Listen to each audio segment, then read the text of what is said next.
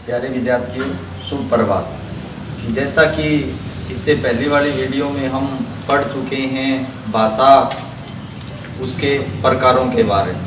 आज हम पढ़ेंगे मौखिक भाषा और लिखित भाषा में अंतर। कि भाषा के दो मुख्य प्रकार होते हैं। कितने प्रकार होते हैं पहले बता चुके हम कि भाषा के मुख्य दो प्रकार होते हैं। एक पहला मौखिक भाषा और दूसरा लिखित भाषा। आज हम अध्ययन करेंगे कि भाषा के मुख्य जो दो प्रकार हैं, मौखिक भाषा और लिखित भाषा, उन दोनों में अंतर क्या है, दोनों में क्या अंतर है। तो मौखिक भाषा और लिखित भाषा दोनों में अंतर। नंबर 1 पहला अंतर कि मौखिक जो भाषा है वो मुख से बोलकर, मौखिक जो भाषा है वो मुख से बोलकर व्यक्त की जाती है। पहला अंतर क्या पढ़ा हमने कि मौखिक जो भाषा है वो मुख से बोलकर व्यक्त की जाती है, कि जबकि लिखित जो भाषा है वो लिखकर व्यक्त की जाती है, लिखकर व्यक्त की जाती है। तो ये पहला अंतर है। ये पहला अंतर है कि मौखिक जो भाषा है वो मुख से बोलकर व्यक्त की जाती है, जबकि लिखित जो भाषा है वो लिखकर व्यक्त की जाती है। अब दूसरा अंतर, मौखिक जो भाषा है वो स्वाभाविक होती है। मौखिक भाषा जो है वो स्वाभाविक होती है, कि जबकि लिखित जो भाषा है वो कृत्रिम होती है। लिखित जो भाषा है वो कृत्रिम होती है। तीसरा अंतर कि मौखिक जो भाषा है उसमें स्थानीय बोलियों का, मौखिक जो भाषा है उसमें स्थानीय बोलियों का प्रभाव रहता है।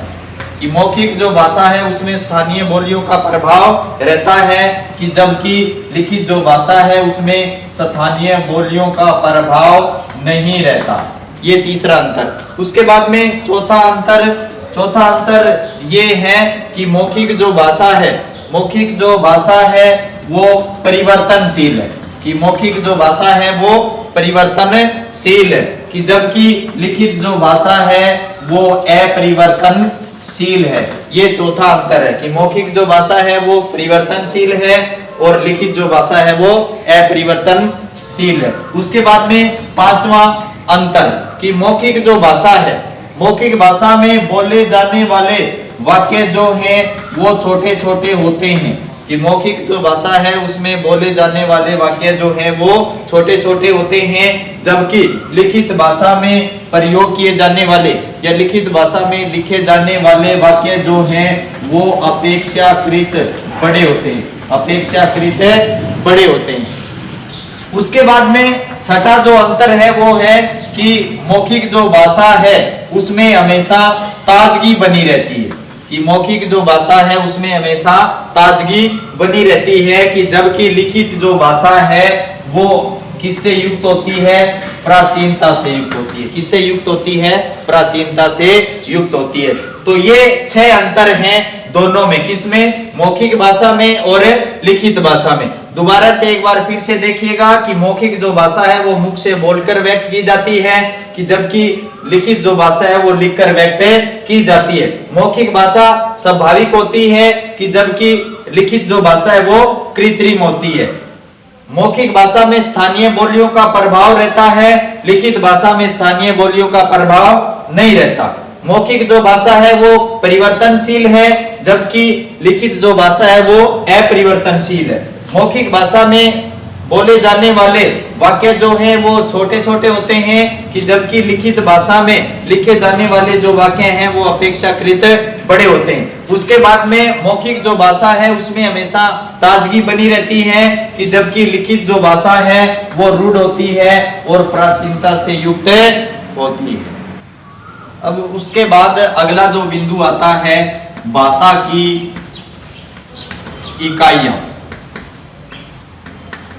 भाषा की इकाइयां, भाषा की मुख्य 5 इकाइयां होती हैं। भाषा की मुख्य 5 इकाइयां होती है। पहला ध्वनि, उसके बाद में वर्ण, उसके बाद में शब्द, उसके बाद में पद और उसके बाद में नंबर 5वां जो है, 5वीं जो इकाई है वो वाक्य। कि भाषा की 5 इकाइयां होती है, ध्वनि, वर्ण, शब्द, पद और वाक्य। कितनी इकाइयां होती हैं? 5। ध्वनि, वर्ण, शब्द, पद और वाक्य। अब ये लिखा हुआ है पहली इकाई ध्वनि। किसको कहते हैं ध्वनि? कि इंसान जो है यानी मानव जो है, मानव के मुख से निकलने वाली स्वतंत्र जो आवाज है, कि मानव के मुख से निकलने वाली स्वतंत्र जो आवाज है, वो आवाज क्या कहलाती है? ध्वनि कहलाती है। क्या कहलाती है? ध्वनि। और ध्वनियों का प्रयोग कौन सी भाषा, कि ध्वनियों का जो प्रयोग है वो प्रयोग मौखिक भाषा में किया जाता है। तो दोबारा से फिर देखिएगा कि ध्वनि किसको कहते हैं? कि मानव के मुख से निकलने वाली स्वतंत्र जो आवाज है, वो स्वतंत्र आवाज क्या कहलाती है? ध्वनि। और ध्वनियों का प्रयोग मुख्य रूप से कहां किया जाता है? मौखिक भाषा में किया जाता है। अब उसके बाद में दूसरी इकाई है वर्ण। वर्ण भाषा की सबसे छोटी इकाई है। वर्ण भाषा की सबसे छोटी इकाई है कि जिसे आप टुकड़ों में क्या नहीं कर सकते? विभाजित नहीं कर सकते। कि जिसे आप टुकड़ों में विभाजित नहीं कर सकते। तो ऐसी इकाई कि जिसको टुकड़ों में विभाजित नहीं किया जा सकता, और भाषा की सबसे छोटी जो इकाई है, वो छोटी इकाई क्या कहलाती है? वर्ण कहलाती है। वर्ण 2 प्रकार के होते हैं। कितने प्रकार के? 2। स्वर और दूसरा क्या चीज? व्यंजन। कितने प्रकार के होते हैं वर्ण? 2 प्रकार के, स्वर और व्यंजन। अब उसके बाद में आता है तीसरी इकाई लिखी हुई है शब्द।